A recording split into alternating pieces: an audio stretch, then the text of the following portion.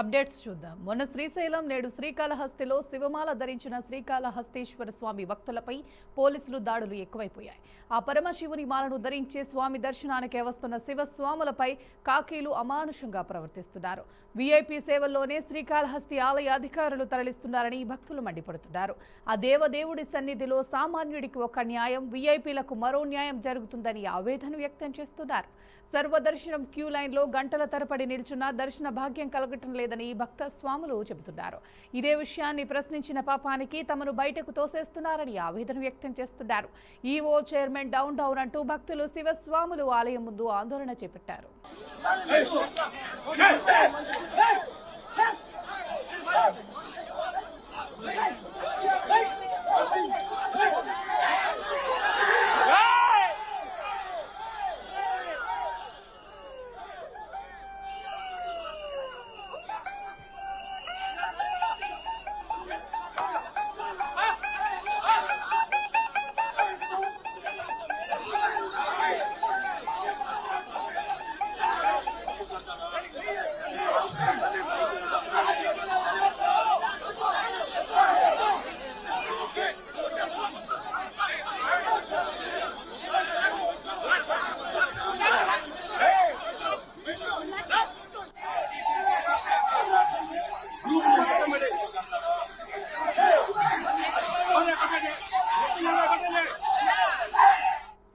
ఇదే అంశానికి సంబంధించి పూర్తి సమాచారాన్ని మా ప్రతినిధి సుధీర్ రెడ్డి అందిస్తారు.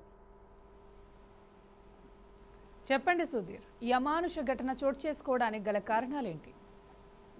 ఏదైతే ఈ యొక్క శివరాత్రి మహా బ్రహ్మోత్సవాలు శ్రీకాళహస్తిలో జరుగుతుందో ఇప్పటి వరకు కూడా అత్యంత వైభవంగా భారీగా భక్తులు చేరుకున్నప్పటికీ అటు పాలక మండలి కావచ్చు, పోలీస్ యంత్రాంగం మొత్తం కూడా కట్టుదిట్టమైనటువంటి చర్యల నడుమ వీళ్ళందరికీ కూడా దర్శన ఏర్పాట్లు కల్పిస్తున్నటువంటి నేపథ్యం అయితే ఉంది. అయితే వేకువజామున 1:30కి ఈ యొక్క లింగోద్భవ దర్శనం అనంతరం తీసుకున్నట్టయితే స్వామివారికి ఎంతో ప్రీతి అయినటువంటి వాహనం నంది వాహనం. ఈ యొక్క నంది వాహనం మీద స్వామి అమ్మవార్లు అధిరోహించి ఊరేగుతున్నటువంటి నేపథ్యంలో భక్తులు ఈ యొక్క వాహనాన్ని తాకడానికి ఆసక్తితో అత్యుత్సాహంతో మరి ఒకరి మీద ఒకరు పడుతూ వాహనం పైకి రావడంతో వాహనం పడిపోయేటువంటి పరిస్థితి ఉన్నప్పటికీ అక్కడ ఉన్నటువంటి భద్రతా సిబ్బంది ఎంత కంట్రోల్ చేసినా కుదరని పక్షంలో ఆ పోలీసులు తమ పని తాను చేసినటువంటి పరిస్థితి అయితే ఉంది. ఉన్నటువంటి వాళ్ళంతా కూడా చెల్లాచెదురు చేశారు.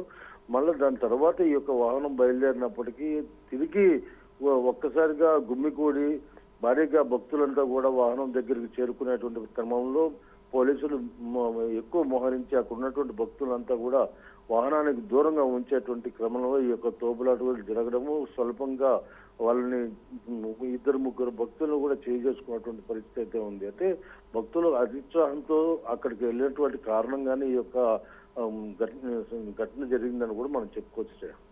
Thank you Sudheer, thanks for the update.